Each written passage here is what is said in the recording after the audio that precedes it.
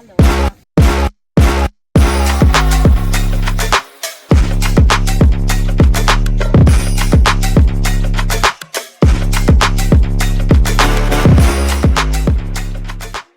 Safa. I'm just interviewing some random people regarding gender stereotypes.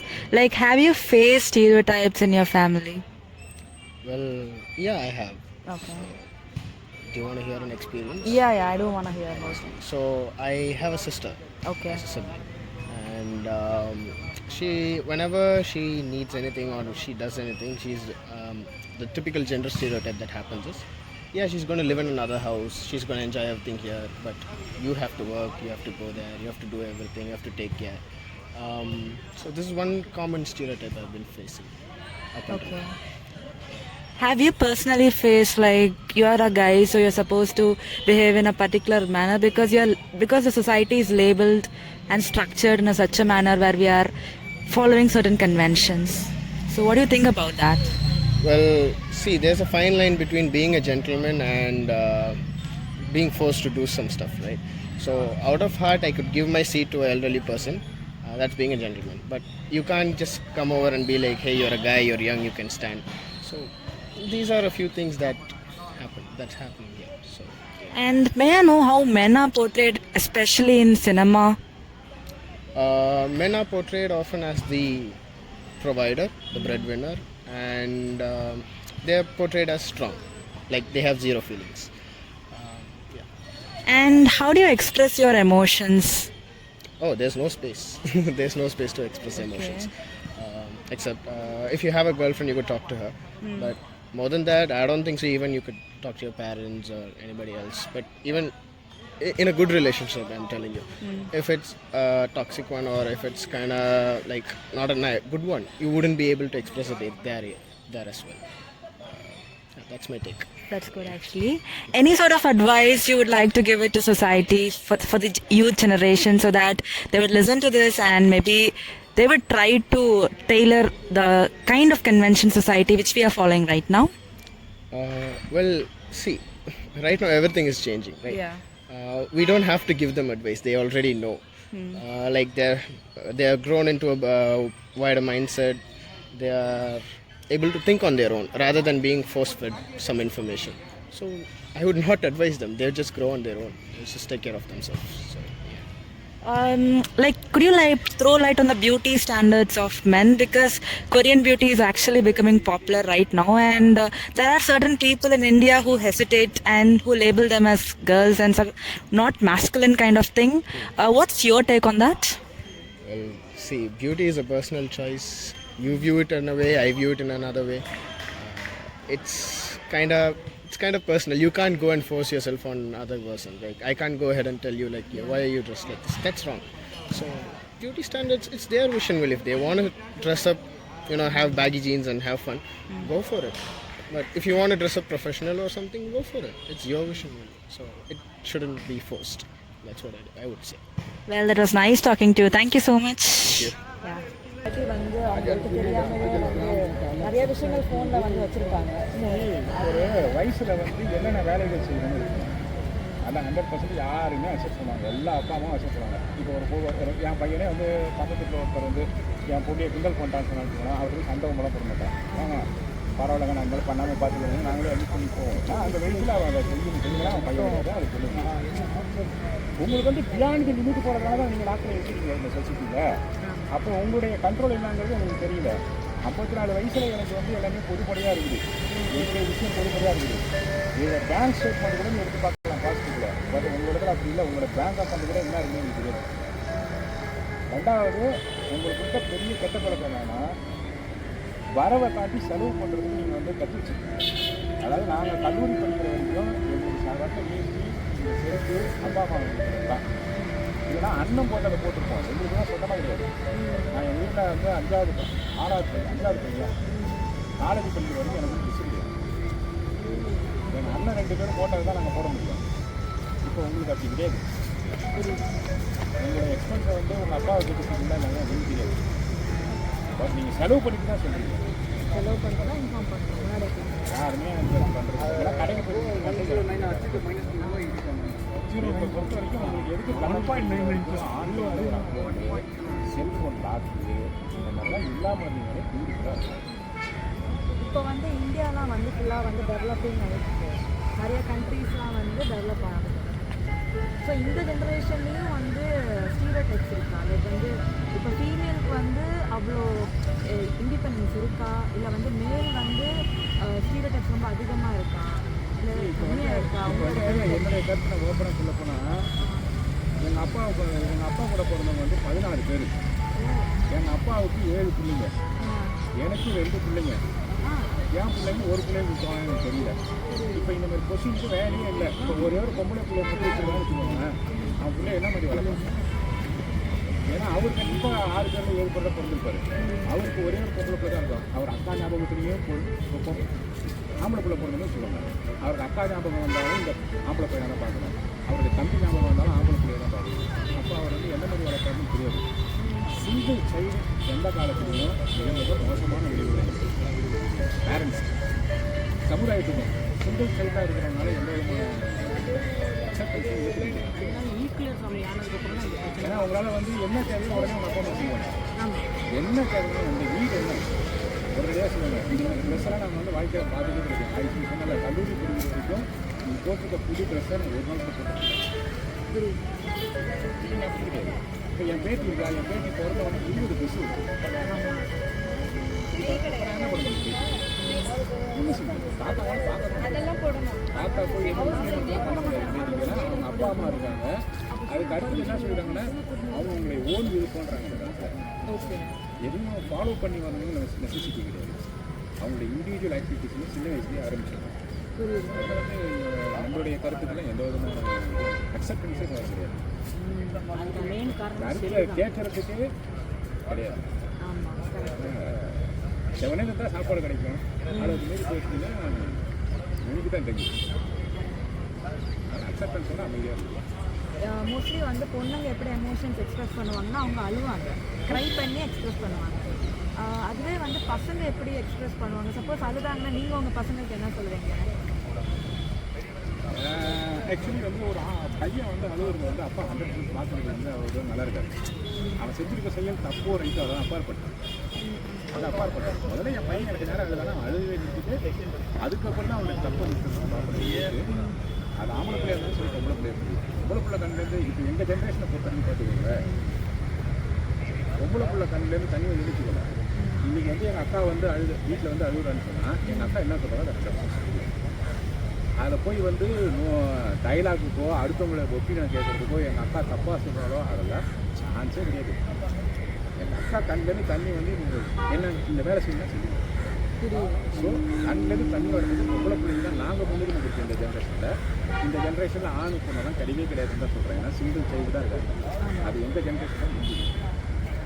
இப்போ வந்து எல்லாம் ஃபீமேலும் வேலைக்கு போக ஆரம்பிச்சிட்டாங்க. லைக் சப்போஸ் வந்து அந்த ஒய்ஃப் வந்து ஹஸ்பண்டோட அதிகமாக சம்பாதிக்கிறாங்கன்னா சில பேருக்கு வந்து இங்கே பாரு ஒய்ஃப் வந்து நிறையா ஏர்ன் பண்ணுறா, இவன் வந்து ஒய்ஃபோட இதில் வந்து சாப்பிட்டுருக்கா, அந்த மாதிரிலாம் இருக்குது. கேசு சொசைட்டி வந்து ஆமாம் அப்படிலாம் பேசுது. உங்கள் கருத்து என்ன? அது தப்பாக நேற்று கூட எனக்கு நெய்பர் பொண்ணுக்கு வந்து பொண்ணு பார்த்து வரலாம். மாப்பிள்ளை பார்த்தா இவங்களுக்கு வந்து ஆனுவல் 10 lakhs சம்பளம், மாப்பிள்ளைக்கு வந்து 7 lakhs சம்பளம். அவள் எடுத்தோடனே ஈகோ வரும்னு சொல்லி சொல்கிறேன். அவர்கிட்ட நான் கேட்டேன், ஈகோ பையன் சொல்கிறான்னா பொண்ணு சொல்கிறேன், ஈகோன்ற வேர்டை யூஸ் பண்ணுறதே நீ தான். ரெண்டாயிரத்து காலத்தை பொறுத்த வரைக்கும் நல்லா எடுத்துக்கோங்க. எங்கள் காலம் வரைக்கும் நீங்கள் வந்து ஒரு மளிகை கடையில் வேலை செஞ்சீங்கன்னு வச்சுக்கோங்க, யாரும் ஒன்று வெளியில் போய் சொல்ல மாட்டாங்க. சம்பளம் 500 ரூபாயோ 1000 ரூபாயோ யாரும் வெளியே போய் சொல்ல மாட்டாங்க. இந்த காலத்தில் நீங்கள் வந்து 10 லட்ச ரூபா சம்பளம், நீங்கள் சாயந்தரம் வெளியே போட்டுருவாங்க, நாளைக்கு என்ன பண்ணுவீங்க? ஸோ இந்த காலத்தில் நீங்கள் எவ்வளோ சம்பளம் வாங்கினாலும் உனக்கு எதுவுமே நிரந்தரமே கிடையாது. எதுவுமே உங்களுடைய வாழ்க்கையில் வந்து எதுவுமே நிரந்தரம் கிடையாது. அதுமாதிரி உங்களுடைய எக்ஸ்பென்ஸை நீங்கள் வந்து மஸ்ட்டு குறைக்கணும். மஸ்ட்டு நீடு வந்து எல்லாருக்கும் இருக்குது, எல்லாருக்கும் இல்லாமலாம் இல்லை. எல்லாருக்கும் எல்லாமே தேவை தான், எல்லாமே தான் அவசியமா.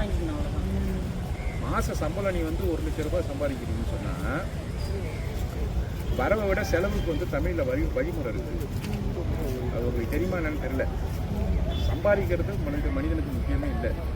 எப்போ ஒரு மனுஷன் நல்லா இருக்கனாலும் செலவு பண்ணுறது கரெக்டாக இருந்தால் தான். ஆகுல் இல்லைன்னா கவலை இல்லை, எப்போனா போகுல் இல்லாமல் இருக்கும். போகுல்னா செலவு. இப்போ வரவை பற்றி கவலை இல்லை, செலவு. அதே மாதிரி நீ சம்பாதிக்கிறது உனக்கு மட்டும்தான் இப்போ உரிமைன்னு நீ கொண்டாடுற. சம்பாதிக்க ஆரம்பிச்சதுக்கப்புறம் இப்போ சப்போஸ் நாளைக்கு உனக்கு வேலை கிட்டுச்சு அப்படின்னா உன் சம்பளத்தை நீ மட்டும்தான் உரிமைன்னு எடுத்துக்கிற. எங்கள் காலத்தில் அது மாதிரி நாங்கள் எடுத்துக்க முடியாது. அம்மாட்ட போய் கொடுப்போம். தமிழில் அதுக்கு திருக்குறளே இருக்குது. உன் சம்பளம் உனக்கு பொறுப்பு இருக்குது. உன் சம்பளத்தை இப்படி தான் செலவு பண்ணணும்னு சொல்லிட்டு வள்ளுவர் சொல்லியிருக்கிறாங்க. அதுபடி தான் நீ செலவு பண்ணணும். தென் பொழுத்தார் தெய்வம் விரும்புகள் அமைச்சு இவை 5ம் இல்லறத்தான் தலை. இந்த 5 முறையில் தான் நீ செலவு பண்ணணும். இப்போ சம்பாதிக்கிறீங்கன்னா உங்களுக்கு மட்டும்தான் செலவு பண்ணுறீங்க. உங்கள் பழைய தலைமுறையும் பார்க்க மாட்டீங்க, உங்கள் குடும்பத்தையும் பார்க்க மாட்டீங்க, அரசையும் பார்க்க மாட்டீங்க, அமைச்சையும் பார்க்க மாட்டீங்க. மிச்சம் எல்லாரையும் யார் காப்பாற்றுறது? அதெல்லாம் இம்பார்ட்டன்ட் கொஸ்டின் சொசைட்டிக்கு திங்க் பண்ணலாம். நீங்கள் தான் அதை திங்க் பண்ணணும், நாங்கள் திங்க் பண்ணக்கூடாது. ஏன்னா நீங்கள் முழுவதுமாக ஆங்கிலத்தில் படித்து வந்ததுனால உங்களுக்கு இந்த தமிழினுடைய வருமானம் சம்பாதிக்கிறதே பெருசு கிடையாது. செலவு பண்ணுற விதம்ன்றது உங்களுக்கு சுத்தமாக தெரியவே இல்லை. அதுதான் மைனஸ் பாயிண்ட். 1 லட்ச ரூபா சம்பாதிக்குள்ளார உங்களுடைய இஎம்ஐ வந்து 1.5 லட்ச ரூபாய்க்கு வச்சுக்கிறீங்க. அது வந்து உங்களுக்கு மோர் பேர்டனை கொடுக்கும். ரெண்டாவது உங்களுடைய வார்த்தை வந்து செட்டில் ஆனவனே கல்யாணம் பண்ணிக்கலாம்னு சொல்லுவீங்க. எல்லாருமே அந்த வார்த்தையை சொல்லுவீங்க. வாழ்க்கையில் செட்டில் ஆகுறதுனா என்னன்னு நினச்சிக்கிறீங்க? கிளம்ப போகிறான், அவன் கீழே வந்து நிற்க சொல்லு. பொறுத்த வரைக்கும் செட்டில்னா இல்லவே இல்லை. நெக்ஸ்ட் படிப்பு இருந்துகிட்டே இருக்கு. அதுக்கு ஒரு இது இருக்கு இல்லைம்மா, பருவத்தை பயிர் செய்யுங்க. எதுவாக இருந்தாலும் ஒரு காலம் இருக்குல்ல. காலம் இல்லாமல் சைரடி செஞ்சேன்னு சொன்னீங்கன்னா நீங்கள் எவ்வளோ அறிவு இருந்தாலும் நீங்கள் வந்து சப்போஸ் உங்கள் லைஃப்பில் செட் பண்ணுறது 30 வருஷம் ஆயிடுச்சு, 30 வயசு ஆயிடுச்சுன்னா அதுக்கப்புறம் பொண்ணு கிடைக்கும், பையன் கிடைக்குமாண்ணா? பையன் கிடைக்கும், பொண்ணு செட்டில் பண்ணிக்கணுமா?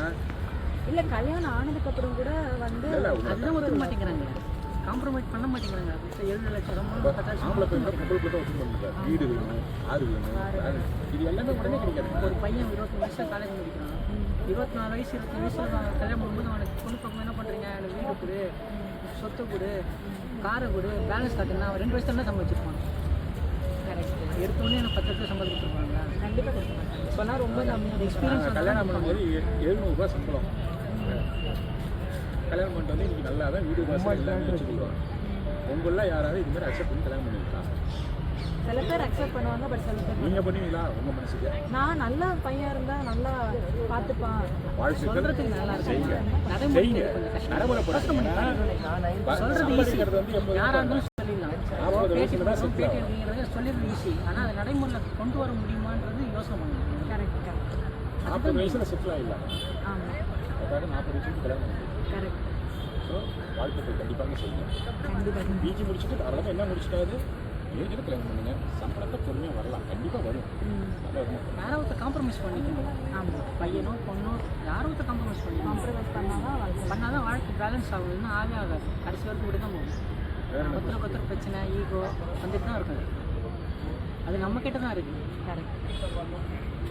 டிபேட் கூட வைக்கிறான் டிவிலலாம், வச்சு என்ன பிரயோஜனம்? எதிர்க்கே கேட்குறான், சரிம்மா எனக்கு எல்லாமே இருக்குது, கேட்கறதுலாம் இருக்குது, கல்யாணம் பண்ணிக்கலாம் யோசிக்கிறான் உடனே. ஆமாம், என்ன பண்ண முடியாது? அவன் உடனே என்ன சார் ஜாலி பேசி நினச்சிக்கலாம், எனக்கு அது ஒட்டாக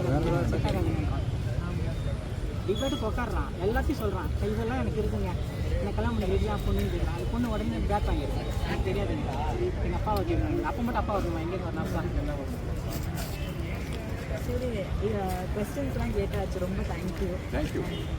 சாரி ஏதாவது தப்பாக சொன்னீங்கன்னா இல்லை அதெல்லாம் நான் கரெக்டாக சஃபா, நாங்கள் வந்து ஒரு வீடியோ எடுக்கிறோம். ஸோ ரேண்டம் பேப்பரில் இன்டர்வியூ பண்ணுற மாதிரி. உங்கள் பேர் தெரிஞ்சிருக்கலாமா? நீங்கள் என்ன பண்ணுறீங்க? ஐ எம் அபி, எம்சிசியில் படிக்கிறேன், second year BSW, bachelor of social work. Okay. So என்ன கொஸ்டின்னா, நீங்கள் வந்து ஸ்டீரியோ டைப்ஸ்லாம் ஃபேஸ் பண்ணியிருக்கீங்களா உங்கள் லைஃப்பில் எப்பயாச்சும்? அப்படின்லாம் எதுவும் சொல்ல முடியாது, அப்படிலாம் எதுவும் இல்லை. இல்லை பையன் அழுவக்கூடாது, லைக் பசங்கன்னா இப்படி தான் இருக்கணும், பொண்ணுங்க தான் இப்படி தான் இருக்கணும், அந்த மாதிரி சொசைட்டியில் சொல்லியிருப்பாங்கள்ல, லைக் சொல்லி மேபி ஆர் கிராண்ட் பேரண்ட்ஸ் அந்த மாதிரி வீட்டில் நிறைய பேர் ஃபேஸ் பண்ணியிருக்காங்க. ஸோ அந்த மாதிரி நீங்கள் ஃபேஸ் பண்ணியிருக்கீங்களா? அந்த மாதிரி அப்படின்னு சொல்ல முடியாது, பட் என் ஃப்ரெண்டு ஒருத்தர் இருக்கான், அவர் வந்து அவர் சொல்லியிருக்காரு இந்த மாதிரி. எப்படின்னா எப்படி சொல்கிறது, இந்த மாதிரி அழுவான், அவன் ஃபீலிங்ஸ் அவன் வெளில சொல்லும்போது எப்படின்னா, இப்போ 4-5 பேர் வந்து என்ன ஜட்ஜ் பண்ணுவாங்க அப்படின்னு அவனோட ஃப்ரீடம் கூட அவனுக்கு இல்லை அப்படின்ற மாதிரி ஃபீல் ஆகும். அவன் சைடில் தான் நான் பார்த்தேன், பட் எனக்கு அந்த மாதிரி ஸோ நீங்கள் உங்கள் எமோஷன்ஸ் நீங்கள் எப்படி எக்ஸ்ப்ரெஸ் பண்ணுவீங்க? எமோஷன்ஸ்னால் அழுவுறது வராது, நானும் ட்ரை பண்ணியிருக்கேன், வந்ததில்லை. மற்றபடி மீதி எமோஷன்ஸ்லாம் கரெக்டாக எல்லாமே நார்மலாக தான் இருக்கும். அளவுக்கு தான் அப்போ நீங்கள் சேடாக இருந்தால் நீங்கள் சும்மா இருப்பீங்க, சைலண்டாக இருப்பீங்க. சைலண்ட்டாக இருக்கும். சரி, யாருக்கிட்டே பேசாமல் சைலண்ட்டாக அமைதியாக வெளில காட்டினாலும் எங்கே ஜட்ஜ் பண்ணுறாங்களோ அப்படின்றதுனால அப்படியே அது அப்படியே பழகிடுச்சு. படம்லாம் பார்ப்பீங்களா? படத்தில் வந்து நீங்கள் ஸ்டீரியோ டைப்ஸ்லாம் பார்த்துருக்கீங்களா? இந்த மாதிரி படத்தில் நிறைய பார்த்துருக்கேன். என்ன மாதிரி பார்த்துருக்கீங்க?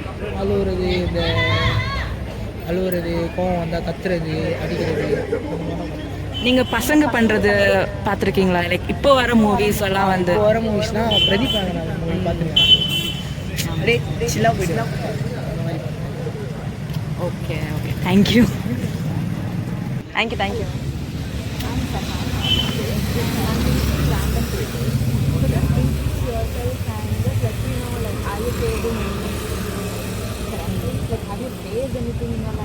Okay, fine. Myself, Razan Rahman, from MCC, ECA department. Yeah, okay. You asked if I ever faced stereotypes. I have faced a lot, like from my home till the road. Like even my home, they won't take. They'll say like, "Punnu mari ukkaraga, punnu mari alaga." And இது வயசு ஆகுது, இவ்வளோ பெரிய பையன் ஆகிட்ட, இது வரைக்கும் இந்த மாதிரிலாம் நீ வந்து பொறுப்பாக வேலைக்கெலாம் பார்க்க மாட்டியா? Bye I'm staying third year. So வேலைக்கெலாம் தேட மாட்டேன், ஸ்கூலுக்குலாம் அப்ளை பண்ண மாட்டியான்னு just asking now. Just studying third year and I have a big plan. And not only with girls but how do you say, நீ என்ன அவ்வளோ பெரிய பையன் ஆகிட்டியா? இஃப் ஐ சே எனிதிங், ஏன் அவ்வளோ பெரிய பையன் ஆகிட்டியா? ஏன் ஒரு ஏதாச்சும் ஒரு அட்வைஸோ ஏதாச்சும் ஒன்று சொல்லணும்னா, to you need any age for that?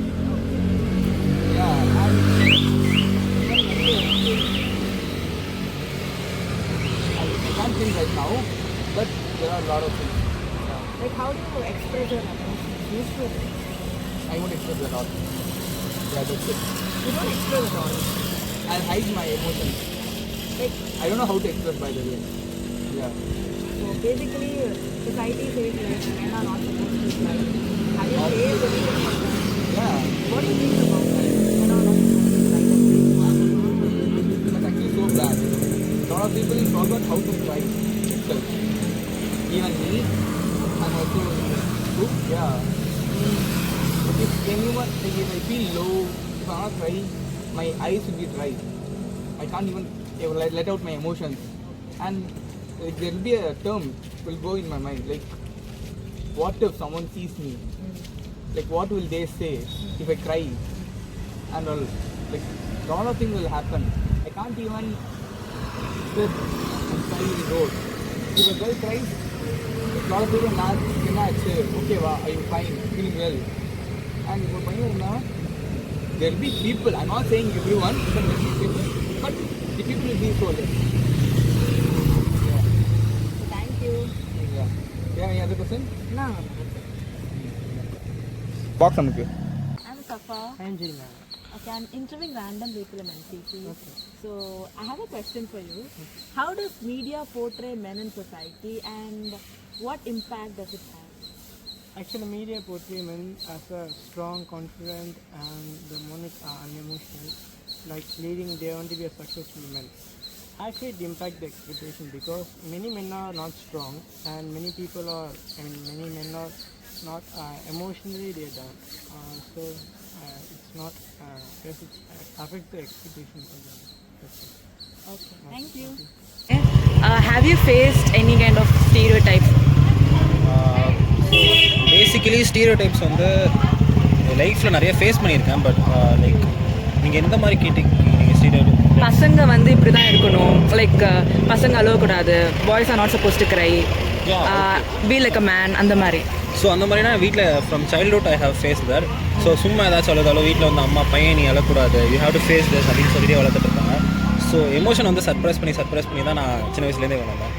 So அந்த மாதிரி நான் வீட்டிலேருந்தே ஸ்டீரியோ டைப்ஸ் வந்து எனக்கு அது பில் பாயிண்டாக தான் இருந்துச்சு. ஸோ இப்போ நான் வந்து சைக்காலஜி டிபார்ட்மெண்ட்டில் இருக்கிறனால ஸோ என்னோடய ஸ்டாஃப் என்னோடய ஃபேக்கல்ட்டிஸ் வந்து என்ன சொல்லுவாங்கன்னா, you have to open up your self so that your emotions can be more reveal. So உன்னோட நீ என்ன ஃபீல் பண்ணுறன்னு மற்றவங்களுக்கு நீ இது பண்ணலாம். ஸோ அவங்களோட எமோஷன்ஸை நீ வந்து அண்டர்ஸ்டாண்ட் பண்ணிக்கலாம் அப்படின்ட்டு என்னோடய ஸ்டாஃப் ஃபேக்கல்ட்டிஸ் என்கிட்ட சொல்லுவாங்க.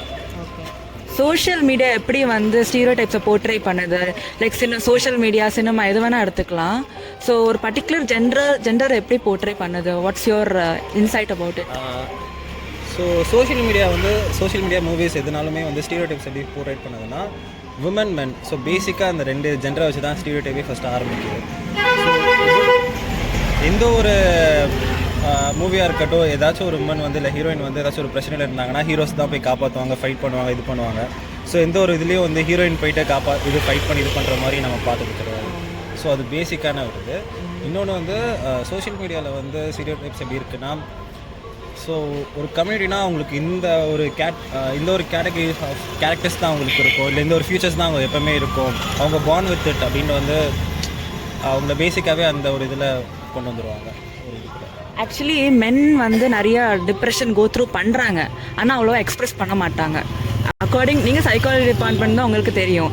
சப்போஸ் அவங்க எக்ஸ்ப்ரெஸ் பண்ணாங்கன்னா தேர் கன்சிடர் லைக் தேர் அன்எமோட்டிவ், லைக் அவங்க வந்து லைக் ப்ராப்பராக அவங்கள ட்ரீட் பண்ண மாட்டாங்க. அண்ட் தே கெட் டேக்லைன்ஸ் ஒரு கைண்ட் ஆஃப் மைக்ரோ அக்ரெஷன்ஸ் இந்த சொசைட்டி. ஸோ ஒரு மாதிரி லேபிள் பண்ணிடுவாங்க அவங்கள வந்து, நீ பையனாக இருந்து எக்ஸ்ப்ரெஸ் பண்ணுற. ஸோ அந்த மாதிரி செட் ஆஃப் பீப்புளுக்கு do you have any kind of advice to give them? So அட்வைஸ்ன்னு சொல்ல முடியாது, பிகாஸ் அவங்க வளர்ந்த விதம், அவங்களோட என்வரான்மெண்ட் எல்லாமே அவங்கள அப்படி மோல்ட் பண்ணி அவங்கள அப்படி ஷேப் பண்ணியிருக்கு. ஸோ நம்ம இதுக்கப்புறம் வர ஜென்ரேஷனை தான் நம்ம பார்த்து, ஸோ அவங்க நம்ம எப்படி மோல்ட் பண்ணுறோன்னு தான் அதுக்கப்புறம் இருக்கிற ஜென்ரேஷன் வந்து கொஞ்சமாச்சும் மாறுவாங்க. So past is past. So இதுக்கப்புறம் என்ன இருக்கோ அதை தான் நம்ம பார்க்கணும். Simple. Okay, thank you. Thank you. Hello Shiva. Hi. So I have a question for you. How are men portrayed in cinema?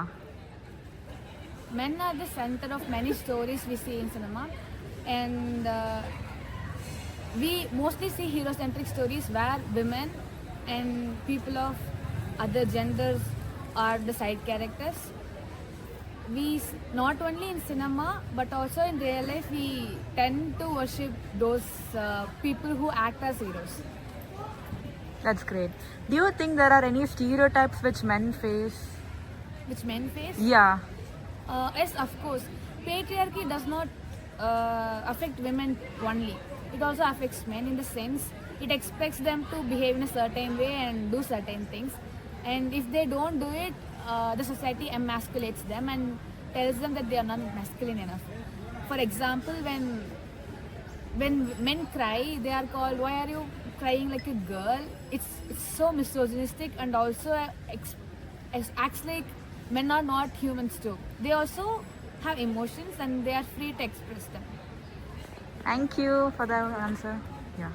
Hello, என் பேர் சஃபா.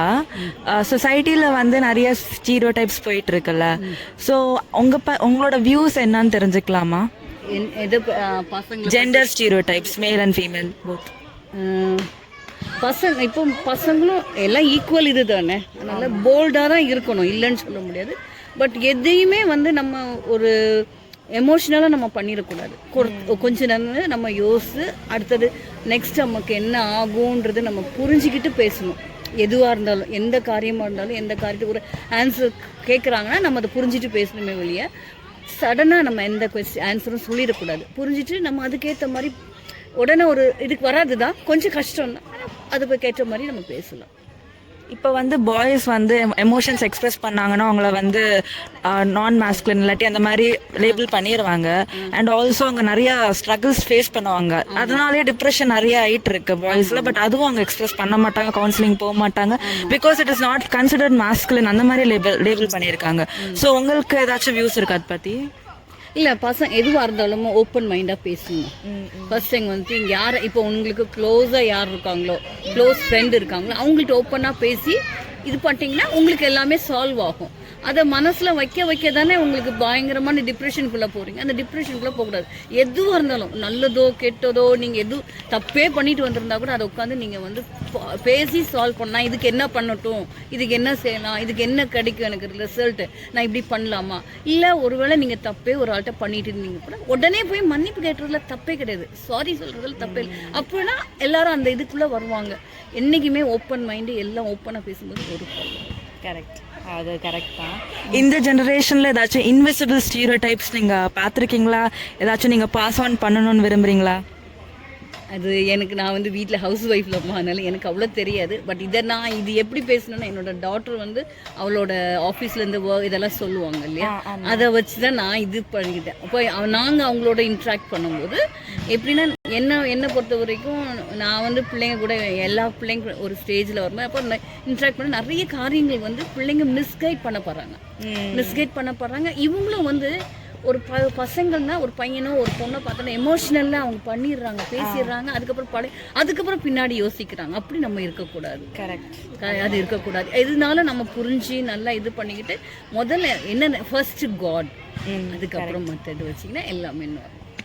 இப்போ நீங்கள் ஹவுஸ் ஒய்ஃப்னு சொன்னீங்களே, இப்போ இந்த ஜெனரேஷனில் ஹவுஸ் ஹஸ்பண்டும் இருக்காங்க. பட் சொசைட்டி வந்து இவன் நான் வந்து ஒய்ஃப் காசில் உட்காந்து சாப்பிட்றான் அந்த மாதிரிலாம் சொல்கிறாங்க. பட் அவங்க பார்ட்னர்ஸ்க்கு பிரச்சனை இருக்காது, அது ஒரு மியூச்சுவல் இதுதான். ஆனால் வந்து சொசைட்டி அவங்க ரொம்ப தப்பாக லேவல் பண்ணுது. ஸோ உங்களுக்கு ஏதாச்சும் அதை பற்றி பேசணுமா? அதை பற்றி எனக்கு ஒன்றும் பிரச்சனை இல்லைப்பா. அது வந்து அவங்கவுங்களோட இப்போ ஒரு பார்ட்னர் அவங்க 2 பேருக்குள்ள டிசிஷன் தானே, அவங்க ஃபர்ஸ்ட் டிசிஷன் எடுக்கிறது. இப்போ வந்து ஒரு சில ஃபேமிலியில் என்ன பண்ணுவாங்க, அந்த ஃபேமிலி மெம்பர்ஸ் இப்போ நான் பேரண்ட்ஸ் ஆகிய நாங்களே என்ன போய் பண்ணோம், என் பையனுக்கு இதுதான் இது, அதனால உங்களால் முடிஞ்சா பண்ணுங்க, இல்லைன்னா விட்டுருங்க, அவ்வளோதான். அப்படி ஓப்பனாக பேசும்போது அதில் எந்த இது யார் கேட்டாலும் யார் மனுஷனுக்கு பயப்பட வேண்டிய அவசியமே இல்லை. நீ கடவுள் ஒருத்தருக்கு இப்போ நான் என்னோட ஹஸ்பண்டாக இருந்தால் கூட அவங்களுக்கு நான் பயப்படல, கடவுள் ஒருத்தருக்கு பயப்படணும், எல்லாமே சால்வ்டு, ப்ராப்ளம் சால்வ்டு, எல்லாமே சால்வ். எஸ், உங்களுக்கு ஏதாச்சும் வியூஸ் இருக்காங்க? அதாவதுமா லேடி தான் வீட்டில் இருக்கணும், ஜென்ஸு தான் வெளியே போகணுன்னு கிடையாது. அது வந்து அவங்களுடைய சூழ்நிலைகள் சில சமயத்து சில டைமில் லேடிஸ் வந்து ஒர்க் பண்ணலாம், ஹஸ்பண்ட் அந்த அளவுக்கு அந்த கெப்பாசிட்டி இருக்காது, ஆப்பர்ச்சுனிட்டி கிடச்சிருக்காது வேலைக்கு போகிறதுக்கு. அப்போ அவர் வந்து வீட்டில் இருந்து குடும்பத்தை பார்க்குறதுல ஒன்றும் தப்பு இல்லை. அது மாதிரி ஒய்ஃபு அதே மாதிரி தான், ஒரு லேடியும் அப்படி தான். அதே மாதிரி அவங்களுக்கு வந்து வீட்டில் தான் இருக்கணும்னு இல்லை, ஹவுஸ் ஒய்ஃபாக தான் இருக்கணும்னு இல்லை. அவங்க சூழ்நிலையில் வந்து அவங்க படித்து அவங்க வேலை இருந்தாங்கன்னா அவங்க வேலைக்கு போகலாம், வேலையை செஞ்சு குடும்பத்தை நடத்தலாம். அதனால அவங்க வந்து கண்டிப்பாக அது வந்து சொசைட்டி மாறிடுச்சு. அந்த காலத்தில் லேடிஸ் வெளியே போகக்கூடாது, வீட்டில் தான் அவங்க வேலை தான் செய்யணும். இப்போ மாறிடுச்சு. இப்போ வந்து அதனால எல்லாமே வெளியில் போகிறாங்க, படிக்கிறாங்க, நல்லா இது பண்ணுறாங்க. ஜென்ஸோட லேடிஸ் நல்லா பெர்ஃபார்ம் பண்ணுறாங்க, அதனால் அது பண்ணலாம். அதனால் இது வந்து அதே மாதிரி ஜென்ஸு வந்து கண்டிப்பாக வெளியில் தான் போகணுன்னு இல்லை, அவருக்கு சர்க்கம்ஸ்டன்ஸ் இருக்கும்போது வீட்டில் வந்து பார்த்துக்கலாம், ஒன்றும் பிரச்சனை இல்லை. அப்படி ஒருத்தருக்கு 2 அட்ஜஸ்ட் பண்ணி ஹஸ்பண்ட் அண்ட் ஒய்ஃபுக்குள்ளே அண்டர்ஸ்டாண்டிங் இருந்தால் அது நான் ஸ்மூத்தாக போகும். அதனால் வெளியில் மற்றவங்க யோசிக்கிறாங்க, பேசுகிறாங்க அப்படின்லாம் நம்ம இது பண்ண வேண்டியதில்லை. அவங்களுக்கு அந்த குடும்பத்துக்கு சூழ்நிலை எப்படி இருக்கும் அந்த மாதிரி அவங்க பண்ணிவிட்டு லைஃப் வந்து பீஸ்ஃபுல்லாக லீட் பண்ணணும். அதுதான் பீஸ் ஆஃப் மைண்ட் இருக்கணும், குடும்பத்தில் சந்தோஷம் சமாதானம் இருக்கணும், பீஸ்ஃபுல் பீஸ் ஆஃப் மைண்ட் இருக்கணும். அதுதான் என்ன பொறுத்தவரை. Okay, thank you so much. Thank you. Hello, I'm Safa. Okay, I have a question for you. So, are men always asked to be strong, dominant, or unemotional? How does that affect you? Yeah, I do think the society expects men to be very strong, unemotional, and not emotionally available. But at times, in a lot of ways, it restricts men and it makes them store all their emotions in themselves. It weighs heavily down on them, and often it comes out of them in very unhealthy ways. So I think it will be better if men let out their emotions in a very healthy way outside. Okay, Joel, thank you.